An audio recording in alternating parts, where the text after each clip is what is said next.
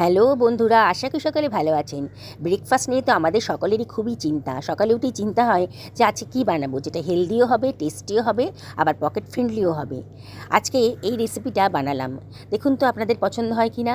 খুবই স্বাস্থ্যকর আর অল্প খরচের মধ্যে দারুণ সুন্দর একটা রেসিপি আজকে তৈরি করে ফেলেছি। বানানোটা একেবারেই সহজ। আপনারা শেষ পর্যন্ত ভিডিওটা দেখুন। চলুন তাহলে বানানো যাক। আমি এখানে হাফ বাটি মতন মুগ ডাল ঘন্টা 3 আগে গরম জলে ভিজিয়ে রেখেছি। আর এটা ভেজানোর আগে আমি অবশ্যই 3 থেকে 4 বার ভালো করে জল চেঞ্জ করে করে ধুয়ে নিয়েছিলাম। ডালের মধ্যে অনেক প্রিজারভেটিভ থাকে পাউডারের মতন, ওটাকে ভালো করে ধুয়ে পরিষ্কার করে নিতে হবে। আমি একটা মিক্সার গ্রাইন্ডার নিয়ে নিয়েছি। এর ভেতর দিয়ে দিলাম 1.5 ইঞ্চি পরিমাণ আদা কুচি। আর এর ভেতরে আমি দিয়ে দিচ্ছি কতগুলো কাঁচা লঙ্কা ফাটিয়ে দিয়ে দিচ্ছি। লঙ্কাটা অবশ্যই নিজেদের পছন্দ মতো দেবেন, তবে এই যে পরিমাণ কাঁচা লঙ্কা দিলাম তাতে খুব একটা ঝাল হবে না। 1 টেবিল চামচ গোটা জিরে দিলাম আর 1 টেবিল চামচ দিচ্ছি গোটা ধনে।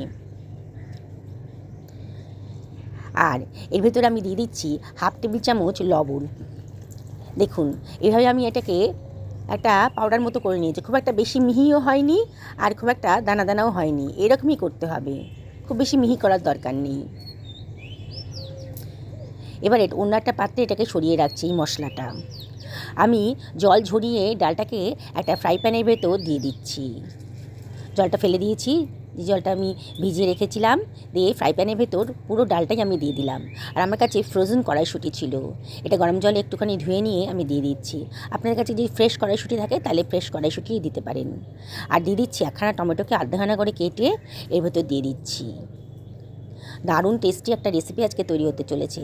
হাফ টেবিল চামচ লবণ দিলাম আর মিক্সার গ্রাইন্ডারটা ধুয়ে 1 বাটি মতো জল দিলাম। জলটা এমন করে দেবেন যাতে ডালটাও নরম হয়ে যায় আর জলটাও শুকিয়ে যায় মোটামুটি।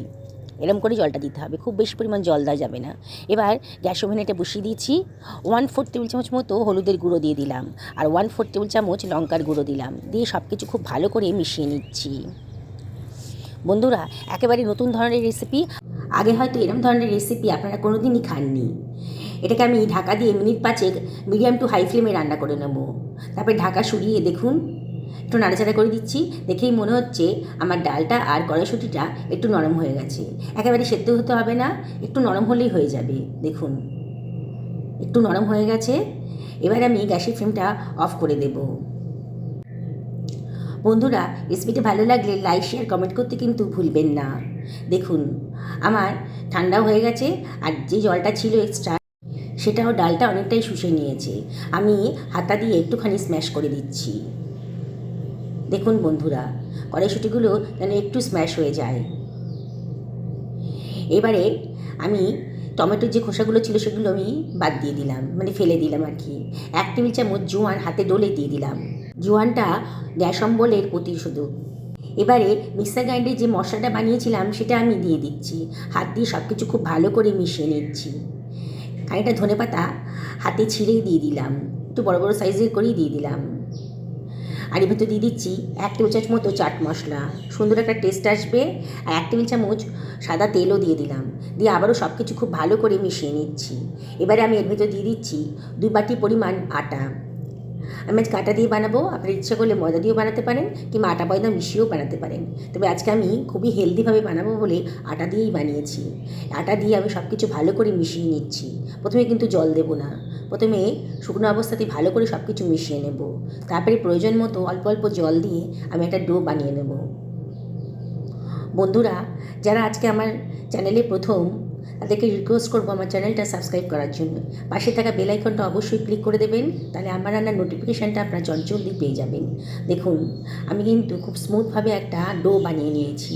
1 টেবিল চামচ মতো সাদা তেল এর ভেতর দিয়ে দিচ্ছি, দিয়ে আবারও একটু ভালো করে মাখিয়ে এটা রেস্টে রেখে দেবো। দেখুন বন্ধুরা, আমি যেই ফ্রাই প্যানে ডালটা সেদ্ধ করেছিলাম, মানে সেই ফ্রাই প্যানেই কিন্তু আমি আটাটা মেখে নিয়েছি। আমি আর এক্সট্রা বাসনে ব্যবহার করিনি। দেখুন খুব স্মুথভাবে মাখা হয়ে গেছে। এবার এটাকে আমি মিনিট 5-6 জন্য রেস্টে রেখে দেবো। হাতে সময় থাকলে রেস্টে রাখবেন, না হলে কোনো প্রয়োজন নেই। 5 মিনিট বাদে আবারও একটুখানি মেখে নিচ্ছি। দেখুন কতটা স্মুথ হয়ে গেছে। এইবারে এখান থেকে আমি লেচি কেটে নেব। আমরা নর্মাল যে রুটি খাই সেই রুটির লেচির তুলনায় একটু বড় সাইজের লেচি কাটবো। দেখুন বন্ধুরা, কীভাবে আমি লেচিগুলো কেটে নিচ্ছি। বানানোটা একেবারেই সোজা, একবার দেখলে কিন্তু এটা বানিয়ে ফেলতে পারবেন। আর এত টেস্টি না, একবার যদি বাড়িতে বানান না, বাড়ির সবাই কিন্তু বারে বারে এটা বানানোর জন্য আপনাকে রিকোয়েস্ট করবে।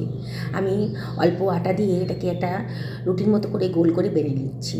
আমি গোল করে বেলছি, আপনারা ইচ্ছা মতন চৌকো করে কিংবা তিকোন করেও বেলতে পারেন। তার জন্য কিন্তু টেস্টের কোনো হেরফের হবে না। দেখুন আমি গোল করে, খুব বেশি পাতলাও হয়নি আর খুব বেশি মোটাও হয়নি, এইভাবে আমি বেলে নিচ্ছি। দেখুন কতটা কালারফুল হয়েছে দেখতে, কত সুন্দর দেখতে লাগছে। দেখুন খুব বেশি মোটাও হয়নি আর খুব বেশি পাতলাও হয়নি, এইভাবেই বানাতে হবে।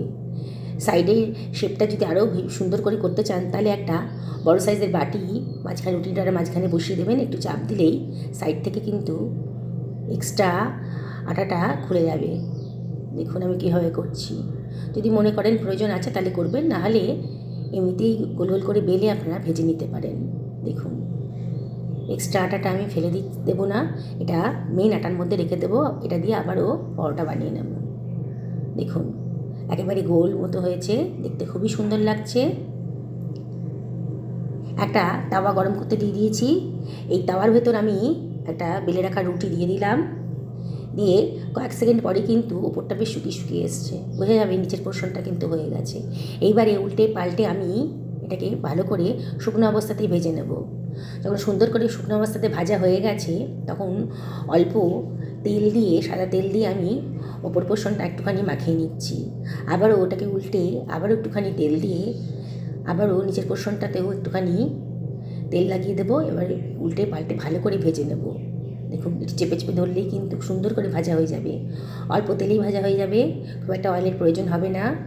আপনারা ইচ্ছে করলে এটা ছাকা তেলেও ভাজতে পারেন, ডিপ ফ্রাই করতে পারেন আর কি। তবে এইভাবে যদি করেন তাহলে খুবই স্বাস্থ্যকরভাবে এটা বানানো হতে পারে। আর যারা ডায়েট করছেন তারাও কিন্তু এটা খেতে পারবে।